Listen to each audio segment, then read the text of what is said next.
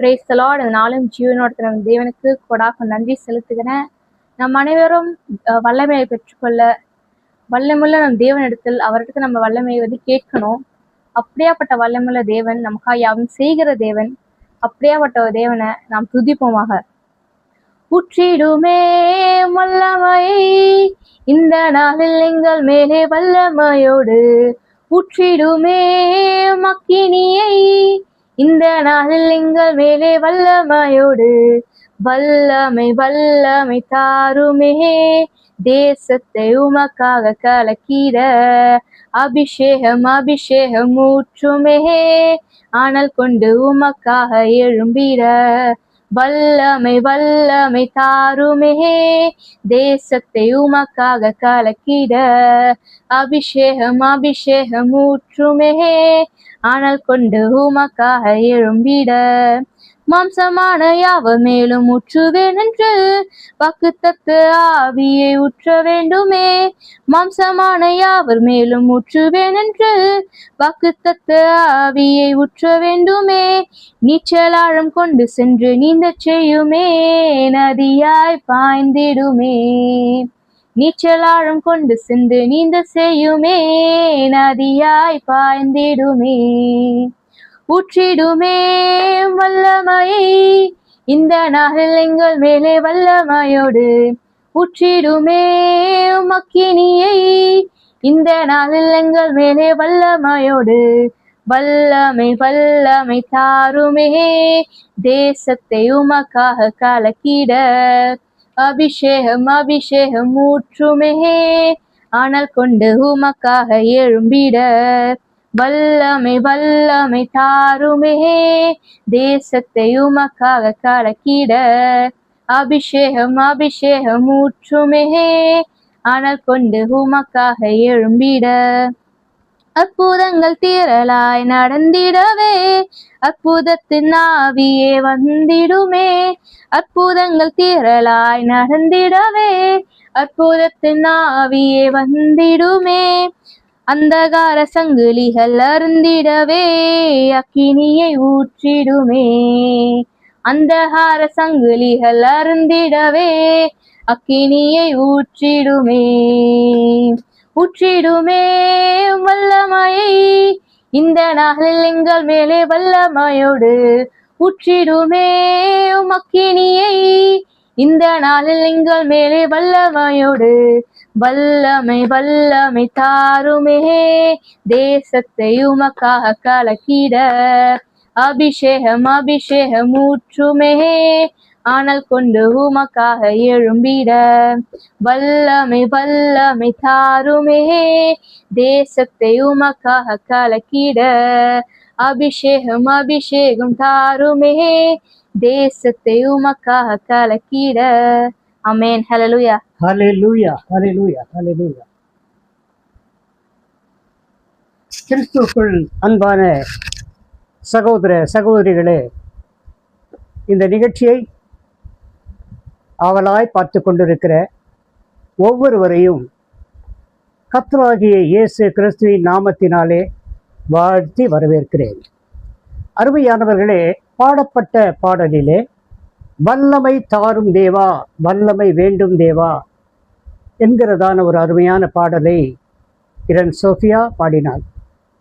அருமையானவர்களே, கிறிஸ்தவர்களாகிய நமக்கு வல்லமை தேவை.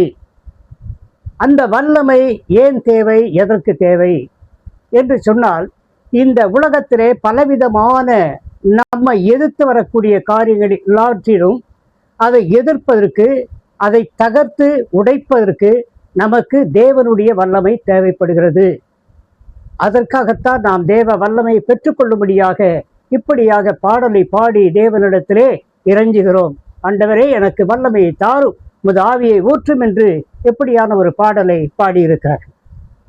அதன் அடிப்படையிலே கர்த்தருடைய வல்லமை என்கிற தலைப்பில் இந்த நாளிலும் சில நிமிடங்கள் நாம் தியானிப்போம்.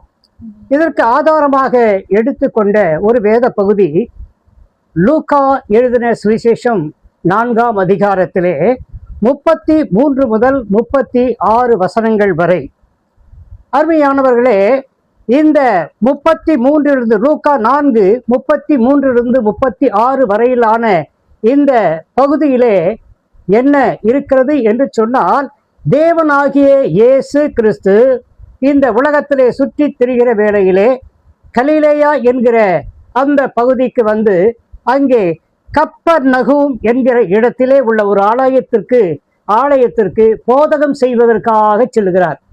அந்த போதகம் செய்வதற்காக அங்கே செல்லுகின்ற பொழுது அந்த ஜெப ஆலயத்திலே ஒரு அசுத்த ஆவி பிடித்த ஒரு மனிதன் இருந்தான். ஜெப ஆலயத்திலே பாருங்க, ஜெப ஆலயத்துக்குள்ளாவே பிசாசு இருக்கு பாருங்க. அதாவது நம்ம நினைப்போம் ஆலயத்துக்குள்ள போனா நம்ம கிட்ட பிசாசு இருக்காது, பேய் இருக்காது, எதுவும் இருக்காது. ஆனா இருக்குது, அங்கே இருக்குது. ஜெப ஆலயத்திலே அசுத்த ஆவி பிடித்த ஒரு மனுஷன் இருந்தான். ஆனா என்ன ஆச்சு? 34ஆம் வசனத்திலே அவன் என்ன சொல்றான்? ஆண்டவராகி இயேசு கிறிஸ்துவை பார்த்த மாத்திரத்திலே அவன் என்ன சொல்லுகிறான்? ஐயோ நசரேயனாகி இயேசுவே, எங்களுக்கும் உனக்கும் என்ன? எங்களை கெடுக்கவா வந்தீர்? உம்மை இன்னார் என்று நான் அறிவேன். நீ தேவனுடைய பரிசுத்தர் என்று உரக்க சத்தமிட்டு கூப்பிட்டான். பாருங்க என்ன பண்றான் ஆண்டவராகி இயேசு கிறிஸ்து ஜெப ஆலயத்துக்குள் நுழைந்த உடனே அவனுக்கு தெரியுது. நமக்கெல்லாம் கூட தெரியாது ஆண்டவர் நம்ம பக்கத்துல இருக்காரா, அருகில் இருக்காரா எப்படின்னு நமக்கு தெரியாது. பாட்டெல்லாம் பாடுவோம், நீங்க பக்கத்துல தான் இருக்கீங்க, அருகில் தான் இருக்கீங்க, எல்லாம் பாட்டெல்லாம் பாடுவோம். ஆனா அவர் இருக்கிறாரா என்பது தெரியாது. ஆனால் பிசாசுக்கு தெரியும். அவன் வந்து பாத்தீங்கன்னா ஆவியின் ரூபத்தில் இருக்கிறவன், ஒரு மனுஷனுடைய உடலிலே புகுந்து இருக்கிறவன். அவன் ஒரு மனுஷனுடைய உடலிலே இருப்பதனால், சரீரத்தில் இருப்பதனாலே அவன் ஆவியினாலும் சரீரத்தினாலும் அறிந்து கொள்கிறான். அறிந்து கொண்டு என்ன பண்றான் அப்படின்னு சொன்னா, எங்களை கெடுக்கவா வந்தீர்? உம்மை இன்னார் என்று அறிவேன். நீ தேவனுடைய பரிசுத்தர் என்று உரக்க சத்தமிட்டார். அப்போ ஆண்டவராகிய தேவன் இயேசு கிறிஸ்து அந்த 35ஆம் வசனத்திலே என்ன சொல்லுகிறார் என்றால், இயேசு நீ பேசாமல் இவனை விட்டு புறப்பட்டு போ என்று அதற்றினார். அதற்றார் பாருங்க, அந்த ஒரு பவர் அவருக்கு மட்டும்தான் உண்டு. ஹல்லேலூயா. அப்பொழுது பிசாசு அவனை ஜனங்களின் நடுவே விழத்தள்ளி அவனுக்கு ஒரு சேதமும் செய்யாமல் அவனை விட்டு போய்விட்டது. தேவனுடைய வல்லமையை பார்த்தீங்களா? ஒரு பிசாசு பிடித்தவன் ஆலயத்துக்குள்ளே இருக்கிறான். இவரை இன்னார் என்று அறிந்து கொண்டு நீ இன்னார் என்று அறிவேன், நீ தேவனுடைய பரிசுத்தர் என்று எல்லாவற்றையும் சொல்றான். ஆனால் அவனை நீ பேசாமல் இவனை விட்டு புறப்பட்டு போ என்று அதற்றினார். அப்பொழுது பிசாசு அவனை ஜனங்களின் நடுவே விழத்தள்ளி அவனுக்கு ஒரு சேதமும் இல்லாமல் அவனை விட்டு போய்விட்டது.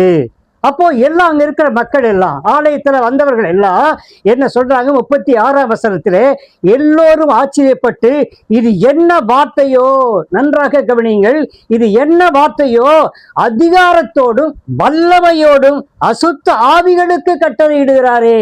அல்லேலூயா. பாருங்க, அவங்க எல்லாருக்கும் ஒரே ஆச்சரியமா போகுது. எத்தனை நாள், எத்தனை மாசம், எத்தனை வருஷம் அவனுக்கு அந்த பிசாசு பிடித்து அப்படி இருந்தானோ என்பது தெரியாது. ஆனால் இங்கே ஆண்டவராகிய இயேசு கிறிஸ்து அதை அதட்டி வெளியே புறப்பட்டு போய் என்று சொன்ன உடனே அது புறப்பட்டு போய்விட்டது. ஜனங்களுக்கு மத்தியிலே கீழே விழுந்தான் அந்த பையன். அந்த வாலிபனோ யாரோ ஒருத்தன் விழுந்தான், அந்த பிசாசு பிடித்தவன் விழுந்தான். விழுந்ததுக்கு அப்புறம் பார்த்தீங்கன்னா அந்த பிசாசு போயிட்டு அவன் தெளிவுள்ளவனாக இருப்பான். அப்பொழுது எல்லோரும் ஆச்சரியப்பட்டு, இது என்ன வார்த்தையோ, அதிகாரத்தோடும் வல்லமையோடும், அதிகாரம் வல்லமை இரண்டும் உள்ளவராக அசுத்த ஆவிகளுக்கு கட்டளையிடுகிறார் என்று அவைகள் புறப்பட்டு போகிறது என்று ஒருவரோடு ஒருவர் பேசிக்கொண்டார்கள். அருமையானவர்களே, தேவனுடைய வல்லமையை பார்த்தீங்களா? இந்த வல்லமையை பார்த்தீங்கன்னா, இந்த வல்லமையை நீங்களும் நானும் கூட பெற்றுக்கொள்ள முடியும். அந்த நாளிலே அவருடைய சீஷர்கள் பெற்றுக்கொண்டார்கள். அந்த சீஷர்கள் பெற்றுக்கொண்டதிலே நாம பார்த்தீங்கன்னா அப்போஸ்தலர் 5ஆம் அதிகாரம் 15, 16 வசனங்களிலே பார்க்கிறோம். அங்கே பேதுருவுடைய நடத்தையை பார்க்கிறோம். பேதுரு பார்த்தீங்கன்னா அவனுடைய நிழல்பட்ட மாத்திரத்திலே பிசாசுகள் அலறி ஓடின, வியாதியஸ்தர்கள் குணமடைந்தார்கள். அப்படியானால் இன்றைக்கு சீஷர்களாயிருக்கிற நீங்கள் விசுவாசிகள் மட்டும் அல்ல, ஆண்டவருடைய வார்த்தையின்படியாக என்ன சொல்றாரு? ஒவ்வொருத்தரை நீங்க சந்திச்சு அவர்களுக்கெல்லாம் சுவிசேஷம் அறிவித்து சீஷராக்குங்கள், விசுவாசியாக ஆக்குங்கள் என்று சொல்லவில்லை, சீஷராக்குங்கள் என்று சொல்லுகிறாங்க. அவங்க என்ன பண்ணுவாங்க? சகல விதமான பிசாசுகளை துரத்துவாங்க. நாமத்தினாலே பிசாசுகளை துரத்துவார்கள், பாம்பை பிடிப்பாங்க, தேள்களை மிதிப்பாங்க, எல்லாத்தையும் பண்ணுவாங்க. உங்களுக்கு அப்படிப்பட்டதான ஒரு அதிகாரத்தை நான் கொடுக்கிறேன்.